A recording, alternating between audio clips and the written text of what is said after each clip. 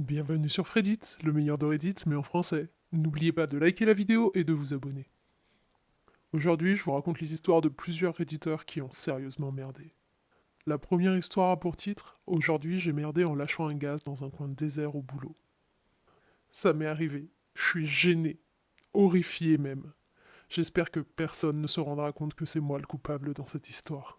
J'ai un estomac très sensible. Je n'ai pas un palais très développé par contre. Je sais ce que je peux manger ou pas du fait de mes expériences passées. J'adore la bouffe, mais je reste à bonne distance des aliments que je ne supporte pas. Quand je mange quelque chose que mon corps ne tolère pas, les conséquences vont d'un simple mal de ventre à une réaction du genre Oh non, je vais jamais atteindre les toilettes à temps, en passant par des ballonnements. Aujourd'hui, c'était juste des gaz. Je sais même pas ce qui les a déclenchés. J'ai mangé un sandwich et des chips, rien de bien nouveau. Peut-être que quelque chose dans le sandwich était différent d'habitude. J'en sais rien. Bref, je travaille dans une entreprise où je suis en charge de la maintenance.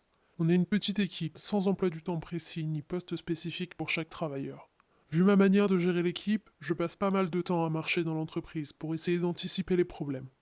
Il n'est pas rare de me voir débarquer dans un lieu improbable pour contrôler un des équipements. Au moment où notre histoire commence, je me trouvais dans un coin de la boîte où personne ne va jamais. C'est le laboratoire de recherche et développement, où il n'y a qu'un employé qui fait des tests, mais il est le plus souvent dans son bureau. Le genre d'expériences qui sont faites, c'est par exemple actionner un piston encore et encore pour voir quelle est sa capacité avant de cesser de fonctionner correctement, ce genre de choses. Plein de machines en route, beaucoup de bruit et personne à l'horizon. Je traverse cette zone quand je sens mon ventre gargouiller, mes intestins se tordre. Je laisse échapper le gaz qui me torturait. Dire que ça puait serait l'euphémisme du siècle. L'odeur m'a suivi pendant presque toute la traversée du labo, ça empestait. Quand j'arrive enfin de l'autre côté, j'ouvre la porte et je vois notre chargé de communication qui se dirige vers moi. Pas de problème, je suis à peu près sûr que l'odeur s'est dissipée dans le labo. C'est une très grande pièce quand même. Mais par précaution, je lui dis qu'il y a un test en cours et qu'on m'a demandé de fermer derrière moi. À mon grand désespoir, il me dit Ah non, impossible, on va justement jeter un œil à ce qu'on est en train de développer. J'ai paniqué un peu et j'ai demandé Qui ça, on? Et là, il me répond Les conseillers municipaux et moi, je leur fais visiter les locaux. Comme vous pouvez l'imaginer, je n'avais pas d'autre choix que de les laisser entrer et de m'enfuir aussi vite que possible. Peu de temps après, je reçois une demande via notre système de maintenance de la part du chargé de communication. Il veut que j'enclenche la ventilation forcée du labo parce qu'il pense qu'il y a une poche d'air viciée, probablement relâchée lors de la mise en route de la chaudière. Je suis assez sûr de moi quand je dis que l'odeur de mon paix ne s'est probablement pas dissipée. J'espère juste qu'il ne fera pas le lien entre ma présence et l'odeur. Juste par précaution, je vais aussi éviter le chargé de communication pendant quelques temps. Cette histoire m'a fait beaucoup trop rire, et je dois vous avouer que ça m'est déjà arrivé, au travail. Dans des circonstances un peu différentes, mais je vous raconterai peut-être cette histoire un jour. Elle est drôle, mais je crois que c'est trop tôt. J'ai encore trop honte. L'histoire suivante s'intitule Aujourd'hui j'ai merdé en limant mes dents de devant.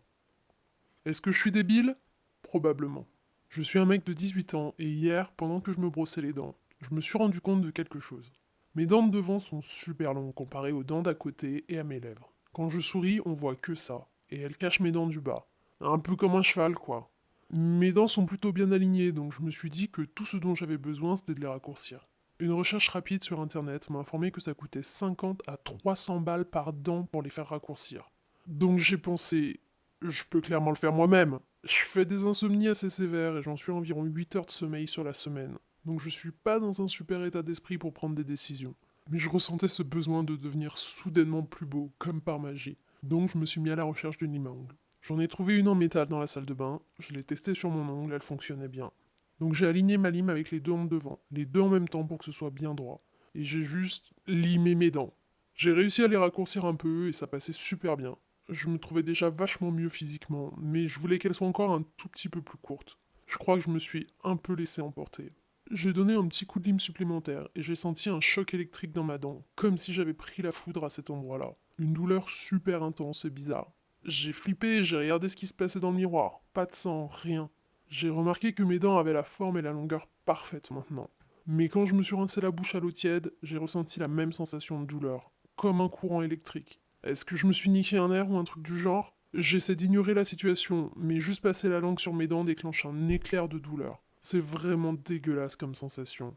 Et c'est encore pire si je touche mes dents avec mon doigt. J'ai jamais eu de carie ou d'intervention dentaire sérieuse, donc j'y connais rien et je suis pas sûr que la situation soit normale, ni que la douleur passe d'elle-même. Vu de l'extérieur, y a rien de bizarre. Mes dents ont l'air en bon état, donc je pense que ça va passer. Mais je comprends pas trop ce qui s'est passé, parce que les dentistes font probablement comme ça eux aussi. Je vais essayer de me brosser les dents maintenant, voir si ça aide. J'ai pas pu le faire ce matin. Et on a une édite presque immédiatement où OP nous dit non, je peux vraiment pas. C'est la pire douleur que j'ai connue, sans déconner. Comme des chocs électriques ou un truc du genre. Juste le fait d'être conscient avec ma bouche fermée et sans rien faire me fait mal. J'en apprends beaucoup sur les dents aujourd'hui. Je vais aller voir un dentiste aussi vite que possible. Ensuite, OP nous donne à nouveau des nouvelles. Ça fait quelques heures que j'ai posté et beaucoup d'entre vous m'ont conseillé d'aller voir une école dentaire près de chez moi. Je les ai appelés, ils ne gèrent pas les urgences. Ils peuvent régler mon problème, mais pas avant 2 semaines. Je sais pas si c'est une bonne idée d'attendre aussi longtemps, parce que juste respirer par la bouche est la pire douleur de ma courte vie. Mais j'ai pas les moyens d'aller aux urgences dentaires, donc espérons qu'un dentiste vers chez moi ait des tarifs corrects et des dispos rapidement. Troisième édite d'OP où il nous dit: j'ai acheté du Sensodyne, que certains d'entre vous m'ont recommandé. Juste en mettre sur mes dents était horrible, mais j'espère que ça fasse effet bientôt. Faut que je parte au boulot, je sais vraiment pas quoi faire. OP nous donne quelques nouvelles légèrement meilleures quelques temps plus tard. Bon, quelques news. J'ai appelé mon père, on vit pas ensemble, et je lui ai demandé de me prendre rendez-vous avec son dentiste parce que j'ai très mal aux dents. Je lui ai pas dit pourquoi j'avais mal. C'est un secret que j'emporterai avec moi dans la tombe. Il n'avait pas de dispo avant lundi. Ce sera certainement bien moins cher qu'une visite aux urgences, mais je suis pas pressé de sentir une décharge électrique traverser mon corps à chaque fois que ma langue ou l'air touche mes dents de devant, pendant les 3 jours et demi qui me séparent du rendez-vous. Je prends de l'ibuprofène, mais ça change rien. La prochaine fois que j'ai une idée aussi stupide, je pense que j'y réfléchirai pendant quelques heures avant de me lancer. Merde. Et enfin, on a une dernière édite d'OP qui cherche à rassurer tous les réditeurs qui étaient inquiets pour lui. On est mardi et je suis allé chez le dentiste hier. Pour les personnes qui étaient inquiètes, tout est à peu près rentré dans l'ordre. Le dentiste m'a d'abord recommandé des couronnes, mais j'ai pas les fonds pour les payer et il faut plusieurs rendez-vous pour les mettre en place. Donc il a juste réparé mes vraies dents. Il a dû commencer par retirer encore un peu de chaque dent. On aurait dû une séance de torture médiévale. Mais après, il a reconstruit mes dents et je ne meurs plus à chaque fois que je respire.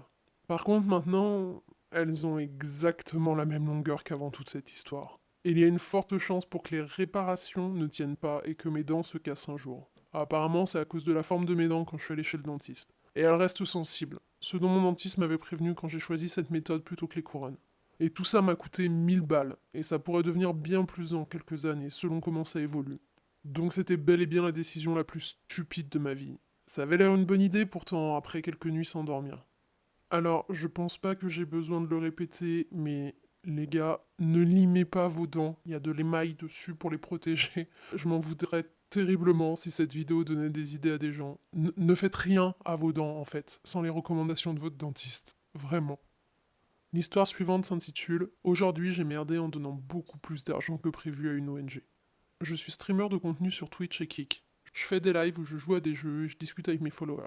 J'ai une communauté de taille décente et j'adore ce que je fais. J'ai décidé de lancer un subathon. Pour ceux qui connaissent pas, c'est un marathon de souscription sur une plateforme de streaming. Le principe est simple. Le live stream est rallongé d'une certaine durée à chaque fois que quelqu'un follow le streamer ou fait un don. C'est une manière fun de booster l'engagement de la communauté et de gagner des followers. Mon but était ambitieux mais réalisable. 500 nouvelles souscriptions en une semaine, ce qui me rapporterait environ 2500 $. Le plan était de faire un don de la moitié de cet argent à une association que j'aime beaucoup, soit environ 1250 $, pour une bonne cause. Et c'est là que ma dyslexie m'a mis dans la mouise. Pendant le subathon, on a atteint l'objectif fixé, et j'étais enchanté. Le problème, c'est qu'avec l'excitation du moment, je me suis mélangé les pinceaux. Au lieu de comprendre que j'avais 500 nouveaux followers, mon cerveau a compris 5000. Donc j'ai cru qu'on avait gagné la somme astronomique de 25 000 $. Sans hésitation et très content de moi, j'ai annoncé à toutes les personnes présentes qu'on donnerait 12 500 $ à l'assaut. Et j'ai fait le don en live via PayPal, en pensant que c'était qu'une partie des revenus, la moitié quoi. Ce n'est que quand je me suis posé après le live que je me suis rendu compte de mon énorme erreur mathématique. Le retour à la réalité a été très dur. Non seulement j'avais pas du tout gagné tout l'argent que je pensais, mais en plus j'avais donné plus du quadruple de ce que j'avais réellement gagné. J'ai commencé par paniquer, puis c'est la honte qui s'est installée au bal des émotions. J'ai quand même réussi à en rire. Le cœur lourd, j'ai dû expliquer mon erreur, donner les vrais chiffres et expliquer que j'avais donné le quadruple de ce que j'avais gagné à l'assaut. À ma très grande surprise, ma communauté a une réaction très touchante. On a poursuivi le subathon tous ensemble pendant le reste du mois et ça m'a permis de m'en sortir financièrement. Cet incident m'a appris plusieurs choses. Vérifie toujours les chiffres avant de faire une annonce. Ne sous-estime jamais la force d'une communauté dans les moments difficiles, et le chemin de l'enfer est pavé de bonnes intentions. L'histoire suivante a pour titre « Aujourd'hui j'ai merdé en ayant une photo de mon électricien sur la table de nuit ». Cette histoire commence réellement il y a un peu plus de 2 ans, pour le nouvel an 2022. On a fait la fête avec mes amis les plus proches, et le cousin de mon meilleur ami, et à la fin de la soirée, on a pris une photo tous ensemble, un Polaroid. Cette photo est devenue la dernière prise avec un de mes meilleurs amis avant son décès. Donc j'ai décidé de l'encadrer et je la garde sur ma table de nuit, à côté d'une photo avec ma copine. Sur la photo elle-même, il y a moi, ma copine, mes 3 meilleurs amis et le cousin de l'un d'entre eux. Je n'ai rien contre ce fameux cousin, il avait l'air sympa, mais je l'ai vu genre 3 fois dans ma vie, donc c'était un peu bizarre de l'avoir en photo à côté de mon oreiller. Comme il est tout à droite sur la photo, c'est assez simple de décaler le Polaroid pour qu'il soit caché par le cadre. Sauf qu'un jour, en faisant le ménage dans la chambre, ma copine a bougé la photo de l'autre côté, et qu'on ne voyait presque plus que ce gars. Parce qu'on a tous les deux 12 ans d'âge mental, on a trouvé ça hilarant d'avoir la photo d'un quasi inconnu dans la chambre. Donc à chaque fois que je remettais la photo correctement, elle attendait quelques temps puis recommençait la même opération. Maintenant pour mon aujourd'hui j'ai merdé. Il y a quelques jours j'avais besoin de faire installer une lampe et mon meilleur ami m'a recommandé son cousin. Donc le gars vient chez moi, je lui montre la chambre, là où la lampe doit être installée. Il entre, on discute vite fait, et tout à coup il devient très silencieux.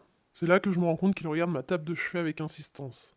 La table de chevet où se trouve la photo de lui.